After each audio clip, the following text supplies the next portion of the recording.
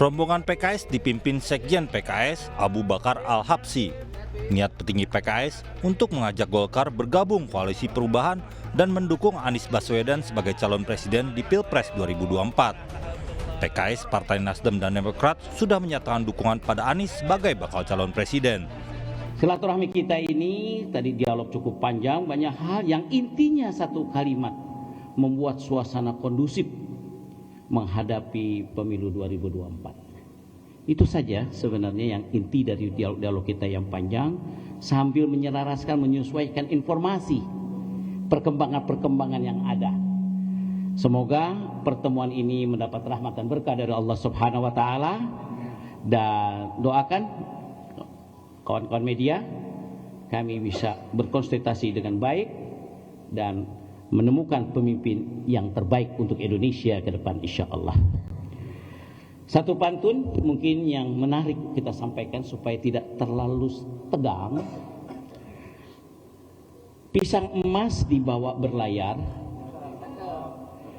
masak sebiji di dalam peti. Kami berkunjung ke Partai Golkar, ayo bersama membangun negeri.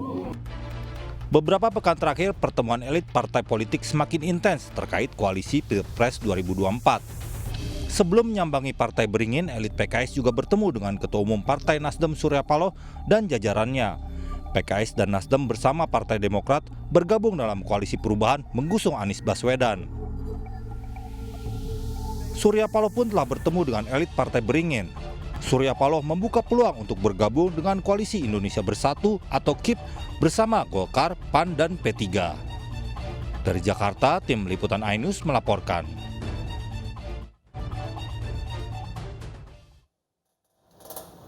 Pemirsa, Solo Technopark hadir sebagai ikon baru di Kota Solo. Diresmikan oleh Menteri Koordinator Bidang Perekonomian Erlangga Hartarto dan juga Wali Kota Surakarta Gibran Raka Buming Raka, tempat ini akan jadi pusat kolaborasi dengan ekosistem teknologi yang mumpuni di Jawa Tengah. Menempati lahan seluas 8 hektar, revitalisasi Solo Technopark hadirkan sejumlah fasilitas baru seperti gedung sembrani, gumarang, dan fasilitas publik seperti lapangan futsal dan basket, taman boulevard, dan air mancur.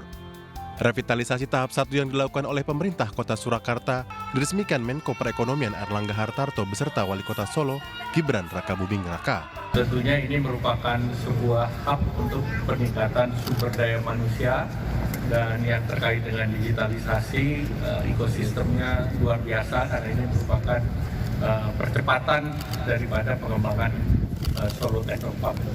Pembaruan kawasan ini juga menjadikan Solo Technopark sebagai ikon dan landmark Kota Solo yang diharapkan dapat menjadi sarana pengembangan teknologi di Solo.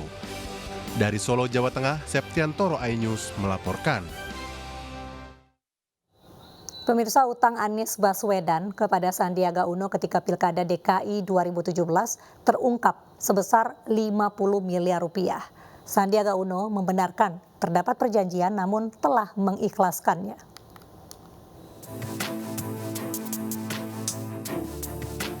Perjalanan Anies Baswedan dan Sandiaga Uno memenangkan Pilkada DKI Jakarta pada tahun 2017 masih meninggalkan persoalan.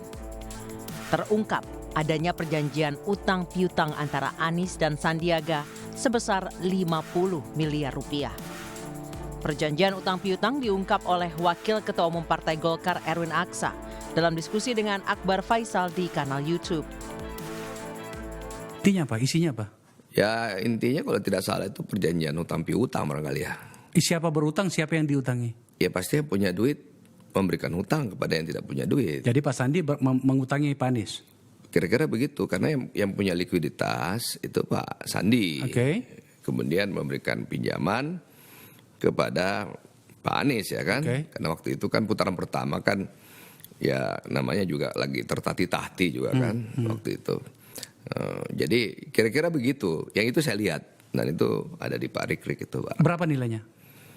Nilainya berapa ya? 50 miliar barangkali. 50 miliar? Ya. Sementara Sandiaga Uno tak menampik adanya perjanjian utang piutang dengan Anies yang menjadi pasangannya pada Pilkada DKI 2017. Namun Sandiaga menyatakan telah mengikhlaskan dan fokus kepada kontestasi demokrasi sebentar lagi. Ya, setelah saya sholat istiqoroh, setelah saya menimbang berkonsultasi dengan keluarga, saya tidak ingin melanjutkan pembicaraan ini dan lebih baik nanti para pihak yang mengetahui untuk bisa menyampaikan, tapi dari saya cukup sekian dan saya fokus pada menatap masa depan. Kontestasi demokrasi tidak sebentar lagi, kita tatap masa depan dengan penuh rasa sukacita, gembira dan kesatuan bangsa Indonesia. Sementara dari pihak Anies Baswedan menganggap persoalan perjanjian utang piutang dengan Sandiaga sudah tidak berlaku. Anies nih membuat sebuah budaya baru nih. Biasanya kan pinjam-minjam dalam pilkada itu kalau kalah ya udah rugi bareng-bareng, kemudian terus menang dicari gantinya. Nah ini Anies enggak. Kalau kalah dia ganti biaya itu. Tapi kalau menang selesai. Maka karena Anies Sandi menang di Pilgub Jakarta 2017, selesai itu perjanjiannya, pinjam meminjam itu. Jadi tidak ada lagi karena memang Anies sudah menang.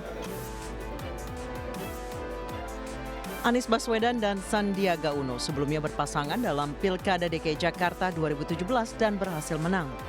Namun pada tahun 2018, Sandiaga Uno mengundurkan diri untuk maju dalam Pilpres bersama Ketua Umum Partai Gerindra, Prabowo Subianto.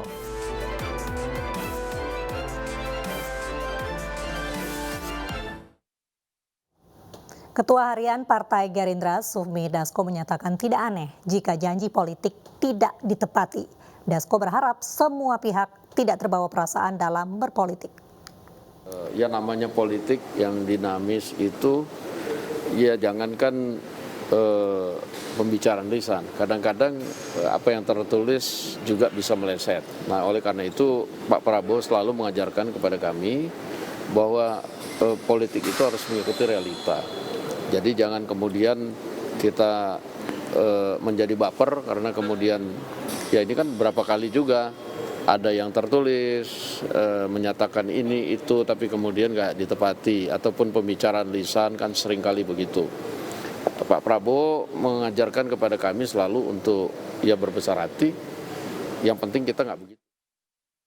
Korban gempa yang mengguncang Turki dan Suriah menembus angka 5.000 jiwa. Informasinya di Ainis Malam usai jeda.